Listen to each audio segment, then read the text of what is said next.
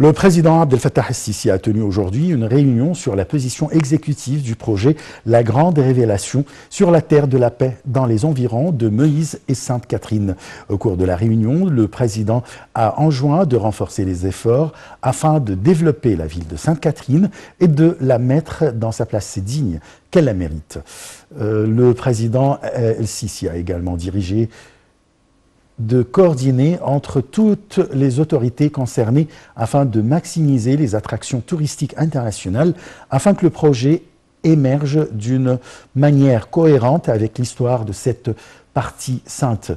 Le chef de l'État a également dirigé de présenter tous les services aux visiteurs de ce lieu unique au monde, tout en préservant le caractère environnemental et visuel du lieu, ainsi qu'en tenant compte des considérations de développement durable à travers l'étude du recours aux énergies propres et renouvelables, en plus de prêter attention à l'agriculture, aux espaces verts et à la coordination urbaine. Le Premier ministre Mostafa Madbouli a tenu une réunion avec le ministre du Transport, Kamel Al-Wazir, sur la position exécutive d'un certain nombre de projets exécutés par le ministère du Transport au niveau de la République. À cet égard, le Premier ministre a mis l'accent sur l'intérêt accordé par l'État aux projets des routes et des axes, outre les projets du système de la cellule des trains électriques. Au cours de la réunion, le ministre du Transport a passé en revue la position exécutive des projets des axes du Nil, ainsi que les projets des trains électriques et du monorail, et le développement de la périphérie autour du Caire. Le ministre des Affaires étrangères, Sameh Shoukry, s'est entretenu avec le président de la COP26, Alok Sharma, actuellement en visite au Caire.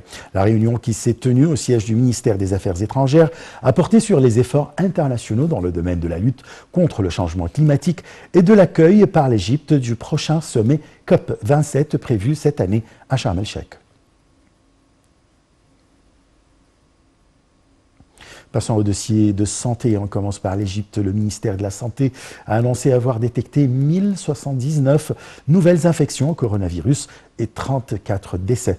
Le ministère de la Santé a toutefois déclaré que 893 personnes rétablies du coronavirus avaient quitté les hôpitaux de confinement après avoir reçu les soins médicaux nécessaires, portant le nombre total des cas guéris du Covid-19 à 331 607 cas.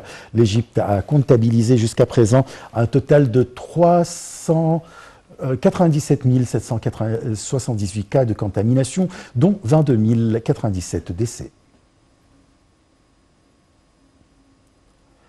La ville de Zouaï, située